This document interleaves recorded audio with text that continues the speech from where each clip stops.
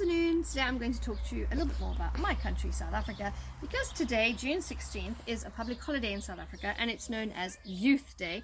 And it's a day that we remember the power of youthful protest and we remember people who died fighting against an oppressive system.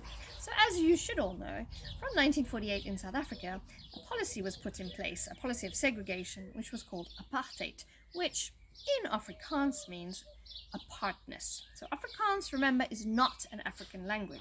Afrikaans is from the Dutch, so from people coming from Holland or the Netherlands who settled in South Africa in the 1700s. And so it's a bit like Flemish. And it was also the language of apartheid and of the apartheid government.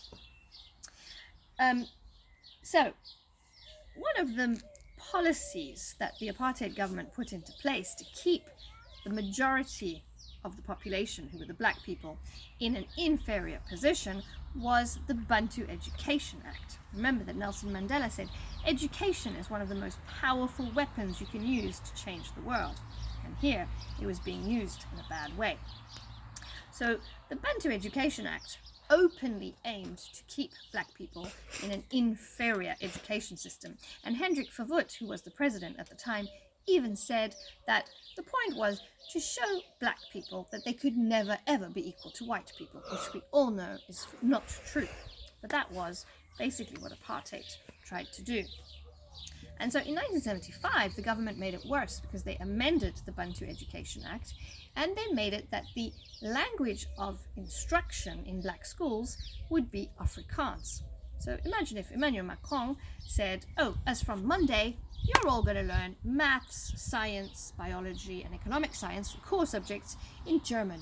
That would be a bit tricky. And it was even worse because Afrikaans was seen as the language of the oppressor.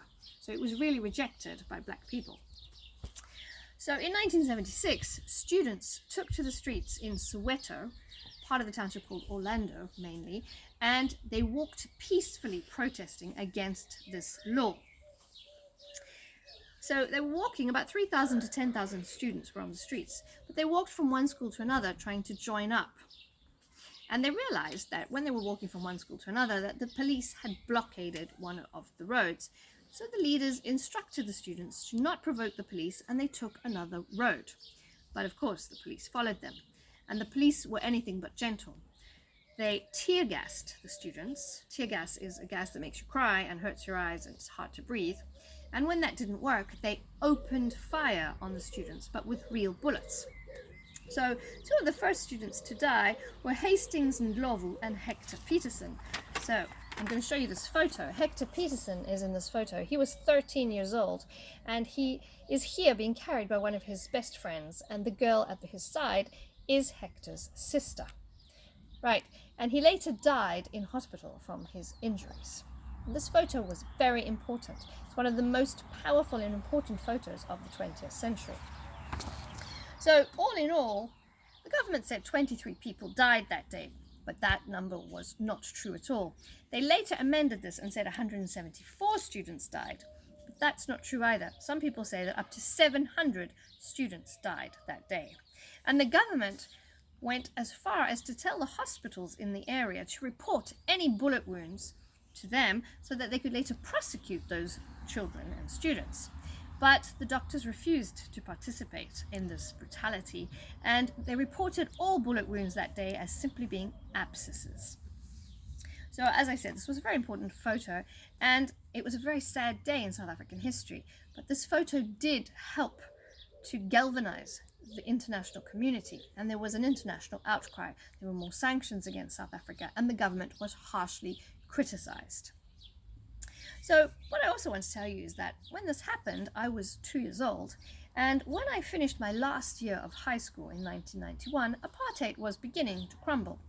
But in all my school years, and I majored in history, that means I took it as my spécialité until year 12, I had never ever been taught about this massacre in history class. All we learnt was about the Afrikaners or the Boers and how they fled from the horrible English and they fled inland and colonized the Transvaal and the Orange Free State.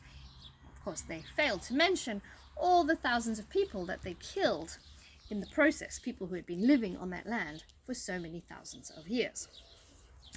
So I want to show you that history can sometimes be taught from a point of view. Because when I was in my last year of school in 1991, we actually crossed out things in our textbook and we rewrote them from a more objective point of view, from a different point of view. So remember that history is often used by governments, especially in dictatorships or non-democratic countries, to influence young people. Because remember that I, along with all other white people, had been learning all about the Boers and how great they were, but I had not once learnt about the massacres and the destruction caused under apartheid. So I'm going to leave you with that to think about tonight. Remember, history is not always as objectively taught as it should be.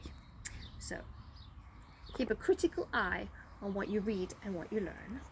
And I will speak to you tomorrow.